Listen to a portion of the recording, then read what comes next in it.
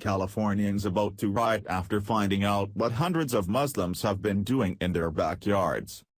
One of the fantastic things about living in a free country is that we can move when we want, where we want. We can take any job that we're qualified for and basically govern our own lives. Hopefully, if you had any sort of normal American childhood, you grew up with the concept of how to deal with those amazing freedoms. If you're coming here from another country, once you go through the vetting process that immigrants must all go through, you're also afforded those same privileges. We don't have random checkpoints when crossing into new states, and we don't require you to notify anyone when you move, except maybe the postal service if you want your mail forwarded. However, if you're a refugee or an illegal immigrant and you don't have a plan for how to live when you get here, you might not adapt all that well. One would think that a government-sponsored refugee would have some sort of place where the government could get a hold of them again, but that's not the case. Just like you and I, these refugees have the freedom to move around as they wish, and when they move, they sometimes take their nasty habits with them. Especially those from uncivilized countries with very different standards than ourselves. That was the case in Fresno, California, where the city is having to deal with Muslims who have some nasty habits. Via creeping Sharia. Fresno, California. The police responded to a call about a loud party on East San Ramon Avenue, but it wasn't just any party. A sheep was reportedly being slaughtered in a backyard.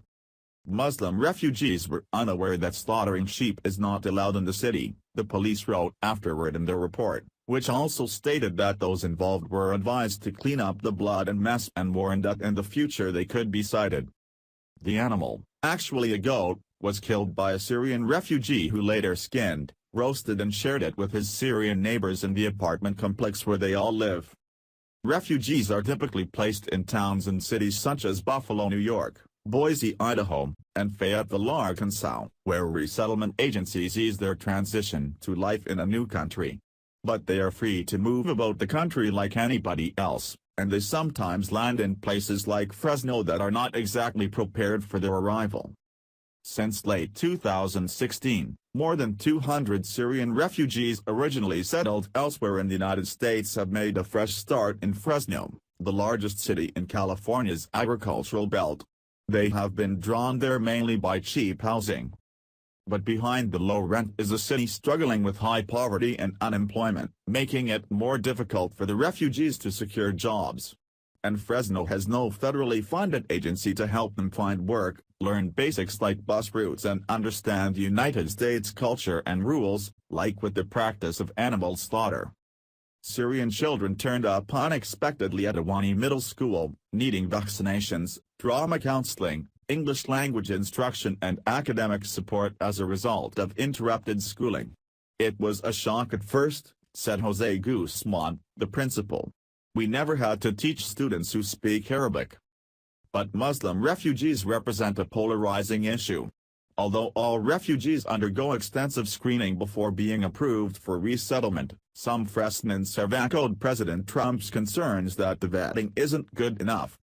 As the Syrian flow intensified, Turlock, a town about 80 miles north of Fresno that has been receiving Christian minorities from Iraq and Iran for more than a decade, was identified as a site with decent housing, jobs, and a welcoming mayor, said Karen Ferguson, executive director of the International Rescue Committee of Northern California.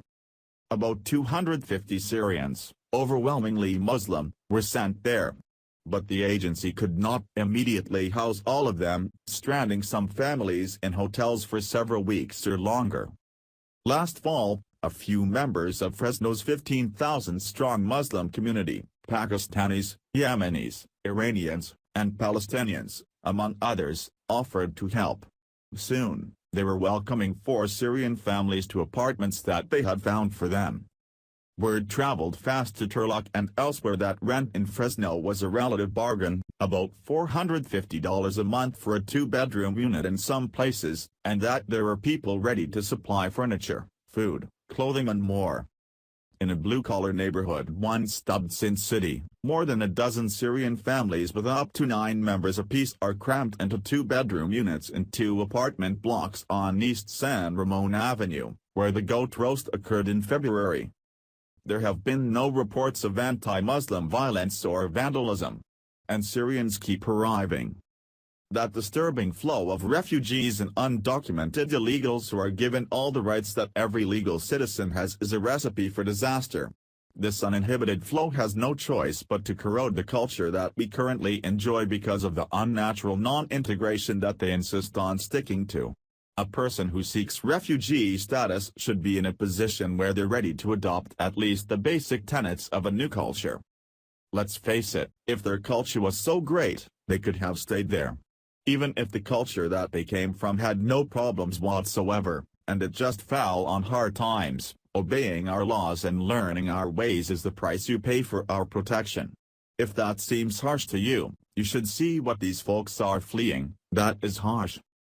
And for the record, Muslims have to slaughter the animals to keep in fighting shape since they're required to slaughter infidels, that's you and I, in just the same way. Don't want to let that skill get rusty while they wait for their day to take over the U.S. Share if you're ready to see Sharia law banned in the United States. Thanks for watching. Please subscribe Breaking News 365 channel. Goodbye and see you again.